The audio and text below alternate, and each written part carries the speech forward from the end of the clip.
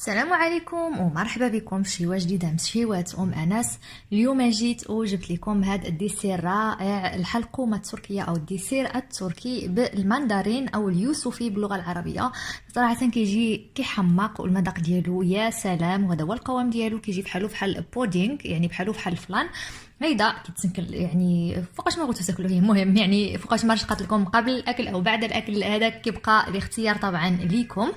فاللي عجب الفيديو تخلي لايك باش تشجعوني نبقى نجيب لكم دائما مزيد من الوصفات الجديده ان شاء الله والاقتصاديه. اللي كيزور القناه ديالي لاول مره فيخلي اشتراك للقناه بالضغط على زر الاشتراك، صابوني او سبسكرايب باللغه الانجليزيه اسفل الفيديو باللون الاحمر على الجهه ديال اليمين، كذلك تفعيل الجرس جانب زر الاشتراك ضروري جدا تيكون محاط بخطين باش تبقاو توصلوا بكل جديد اوتوماتيكمون. ما بقى لي خوتي الا نقول لكم كيف ما العاده، خليكم ان شاء الله مع الفيديو والمقادير، وكنتمنى لكم فرجه ممتعه.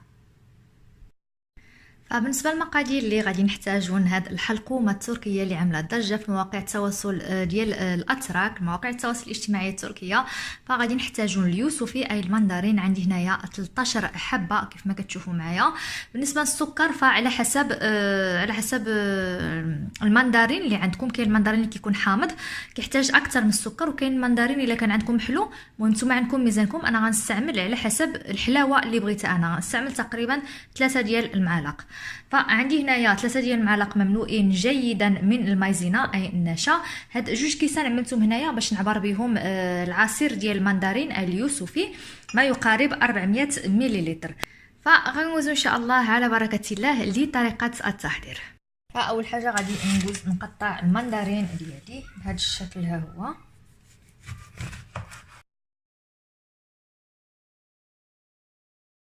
وغادي نبدا نعصر حبه بحبه تنحصل على 400 مليلتر، المهم على حسب الكميه اللي بغيتوها.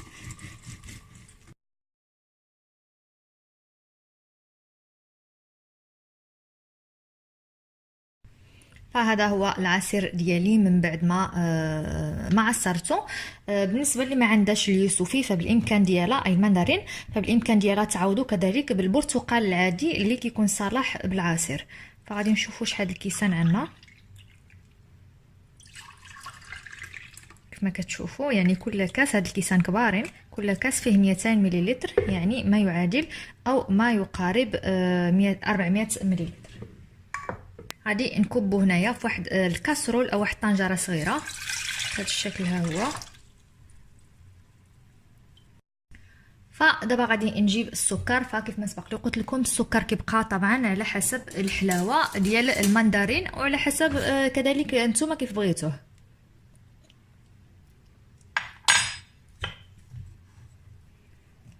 فغادي نستعمل انا 3 ديال المعالق كبار مملوء، يكونوا معمرين، يعني يكونوا مملوئين جيدا. غادي نجيب ديك 3 ديال المعالق ديال المايزينا اي النشا.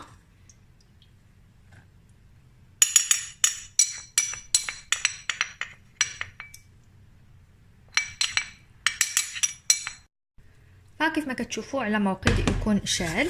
غادي نحرك الكل جيدا.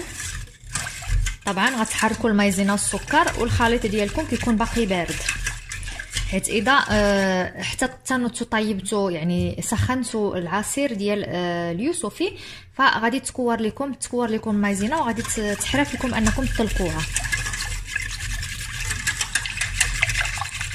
فصافي غادي نعملها على نار تكون نار عاليه. اون فوا غتبدا تغلي صافي غادي نقص عليها، بقى مستمره في التحريك حتى كتعقد معايا وكتكون ليا واحد البودينغ او الفلان ديال البرتقال او ديال اليوسفي.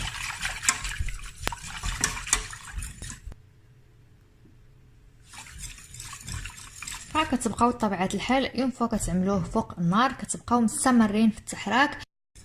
فكيف ما كتشوفوا معايا وانا مستمره طبعا في التحريك، دائما التحريك مستمر. القوام ديالها كيف ما كتشوفوا بدات كتقل شيئا فشيئا، فحتى نحصل على قوام يكون متماسك عاد غادي نرفعها او غادي نهزها فوق النار. صافي كيف ما كتشوفوا معايا هذا هو القوام ديالها.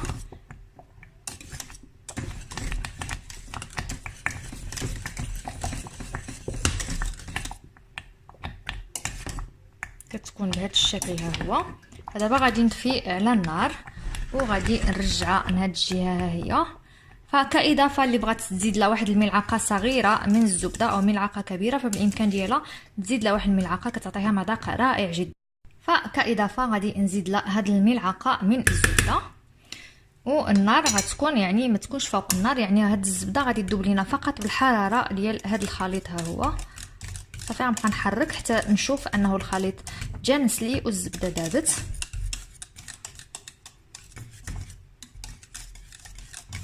صافي دابا غادي ندوز نوجد الكيسان ديالي او الكؤوس ديالي فاش غادي نعمل هاد الخليط. ها هو او الحلقومه التركيه غادي ندوز ندهنهم ان شاء الله بالزبده على بركه الله باش ما يلصقوناش وباش يسهلوا علينا مي نطيحوهم هيدا فوق صحن او طبق التقديم.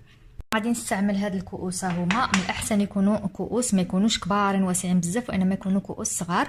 فانا غادي نستعمل هادو هما ديال الديسير، كتكون عندهم الغلاقه ديالهم ديال الدجاج مارك فيك معروفه جدا هنا في المانيا. بالنسبه لي انا شريتهم من غروس هاندل، يعني هون غروس هاندل صوف، لكن مؤخرا تصادفت معاهم شفتهم في غوسمان. يعني بالنسبه للمتتبعات ديالي اللي عايشين في المانيا بغاو يشريوهم، يعني كيصلحوا بزاف الياغورت او الديسير، شي ديسير هيدا منزلي يعني براكتيك، يعني عمليين جاي بزاف، يعني ديال الزجاج كيكونوا معقمين وعندهم الغطايه ديالهم.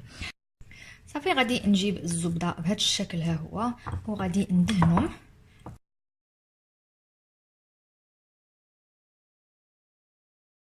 غادي نعاود نحرك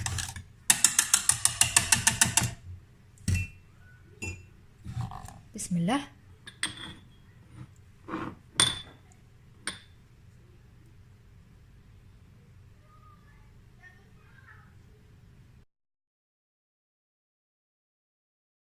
دابا انا ما غادي نغطيش عليهم، طبعا غادي نخليهم حتى يبردوا جيدا في يعني في المطبخ فقط، يعني حتى ياخذوا لي درجه حراره المطبخ.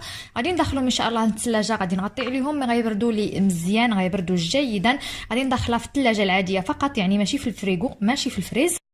صافي فكيف ما كتشوفوا معايا اعزائي الكرام من بعد ما قزت عليهم 5 ساعات بالضبط، فدابا غادي نحيدهم من الكؤوس. وعلى جنب كيف ما كتشوفوا عندي هنايا جوز الهند، وهذا هو طبق التقديم اللي غادي نقدم فيهم الحلقومه التركيه. حاول ما امكن بهذا الشكل. ها هو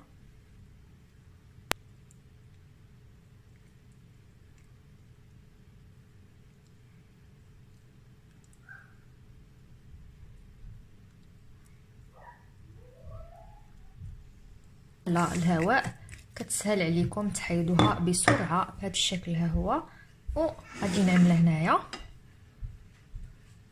كيف ما كتشوفوا معايا بهذا الشكل.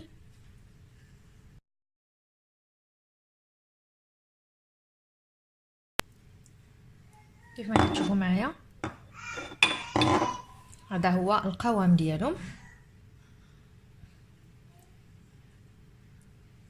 وغادي نبدا نقطع في الحلقومات بهذا الشكل كيف ما كتشوفوا معايا.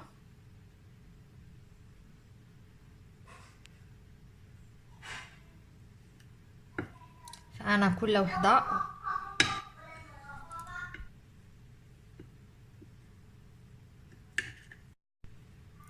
فغادي نجيب كذلك هاد البلاصه اللي مقطعه، غادي نعمل كذلك الكوك بهذا الشكل. ها هو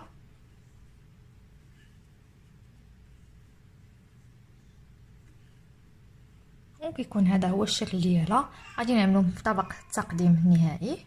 فصافي كيف ما كتشوفوا معايا اعزائي الكرام هذا هو طبق التقديم النهائي الحلقومه التركيه في الكؤوس، سهله جدا وسريعه التحضير. فانا زينتها بهذا الشكل، وانتم التزيين كيبقى لكم اختياري. فغادي نوري لكم ان شاء الله كيف كتبان من الداخل. القوام ديالها صراحه كيجي هشيش بزاف، شوفوا معايا كتجي رائعه.